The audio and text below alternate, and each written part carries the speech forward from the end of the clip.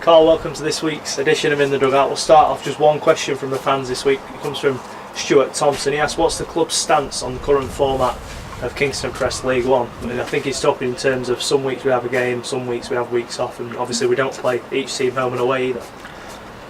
Yeah, it's a good question. It's a tough one. We've had a lot of games away from home and a lot of travelling, and maybe if you really looked at it and went back, probably the home and away would be the one. I've always says we'll just go with what they are, but the more you think of it, it's for fairness and even competition. I suppose it's right for a home and away, and that's maybe the direction it'll go, I think. Yeah, I think Richard mentioned that in the dugout last week, that maybe we had to go up to the likes of Workington, Whitehaven and Barrow as well, and maybe not all of those teams have had to come to us, so it's difficult because now obviously in the Super 8s we have to go to Barrow again, whereas that's sort of based on where you finish, but when you start the season off, the fact that we've had to go up to Workington and Whitehaven, it's a leveller, isn't it, no matter where you are in the league.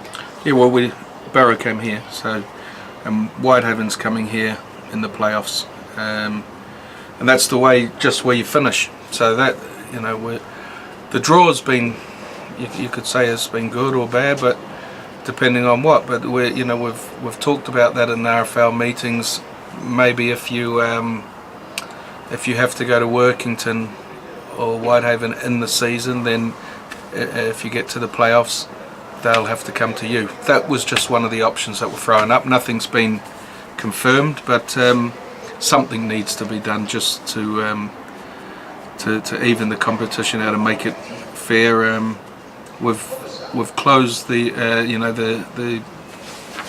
other one is the cup. The cup games is difficult because we play the cup games and then we're out and then we're in, and if you get knocked out, you've got no game. So that's what leads on. So if they were going to continue with the cup, which I'm not so sure they will, then if they do, it should be condensed and just play it in a pre-season tournament and let the league be the league. So you're playing league games week in, week out all year. Because sometimes the week's break can come at a good time, can't it? If injuries are racking up a little bit. But we've had times this season where we just started to get on a bit of a roll, maybe 2 or 3 wins in a row, and then we're forced to take a break, and that momentum's slightly dampened a little bit. Yeah, you don't want breaks. Everyone says, "Oh, it's come at a good time," but we'd rather keep playing, and so would probably everyone else. So just it may go back to home and away, and that's probably the best option. You mentioned there just briefly on the Super 8's fixtures that have been announced last week. Whitehaven, obviously you say have come here. We have to go to Workington and Barrow, as well as the long trip to Toronto. Although those trips on paper look difficult, is it a fact that the way that we want to finish this league season and be right up there, to be successful, you've got to be the best teams in the competition? Yeah, it doesn't matter. It doesn't matter where you go. If we finished 4th, we would have had 4 home games, which would have been great for the fans. But at the end of the day, if you're going to go up or have aspirations, you've got to go and play everyone anyway. So whether you're home or not doesn't matter. We'll just prepare, and I don't think, to be fair, I don't think we've really done anything in the league what we said we were going to do at the start of the year. So hopefully we'll do something right at the right time of the season. We've got a fully fit squad. I've said that everywhere. We've brought players in, so we're in a healthy position. But if we're really honest, I don't think we've achieved our targets, what we set out at the start of the year. So we'll see how good we are in these playoffs. We brought 4 new players in last week, didn't we? Ryan Jones, Nick Rawsthorne, Hakeem Maludi and Brandon Westerman as well. Of those 4 players, you feel they can come in and really make an impact from now until the end of the season? Well, the coach certainly does. He's identified the areas and the players, and first and foremost, they've got to impress him in the training to get in the side, I suppose. That's up to the coach. We got the players in that he wanted to get in. I come on here the other week and says, we try to get these 2 players and it looked like we missed out. We took a bit of stick for that, but sometimes you've got to be a little bit cagey and not really show your colours, especially on something like this, and alert other clubs who we knew were chasing these players, and we try to take ourselves out of the equation. So they didn't think we were in for them, and then bang, we got them. How important is it in that sort of situation then that you sort of keep the finer details to yourself and just let people know, look, we are doing things behind the scenes, but obviously, as you say, you can't let too much slip because other clubs are always there ready to pounce? Well, it was like most of the questions, it was just thrown at me and it was off guard, so I had to think on my feet there and just say that we'd lost out on them, because a couple of the clubs who were interested in them had spoke to me about these players, and I'd says that we're not interested in them. So we got them in the end. It's a tough one when you've got a deadline and you know for a fact that there were championship clubs who were after them, so we were thought that they want to go there, or we had to sell what potentially we could do and all that sort of stuff, what you do when you speak to players and convince them to come here. And we're very lucky with the Hull ones, as Lee Radford is a man of his word, and there was a few clubs in for Nick, and Rudders had to tell them straight he's got to stay to the Dual Ridge club, he's got to stay loyal. So massive respect to him for that, because he was getting offered money for them and all sorts, and so we were grateful to Lee, because like I say, he's a man of his word, and Nick will really add to us. Yeah, Rowstone in particular has had obviously a few games at Hull in Super League, a loan spell at Lee as well, so a real coup for the club to get him until the end of the season. Massive, and I think he can do something in the he's probably a championship at worst player and really fringe, about to explode onto the Super League. So we're really grateful to have him. He's a great kid, and all he wants to do is play and learn and get better. So he'll give everything for us. And Melody as well, a bit of an unknown quantity probably to a lot of Dons fans, but I'm guessing you and Richard know what you get in here in terms of the level of ability that this lad's got. Richard, not me and Richard. It's purely Richard. He's seen him. He's identified him. He put his name across, and then I had to try and get him for him. So that was down to Richard.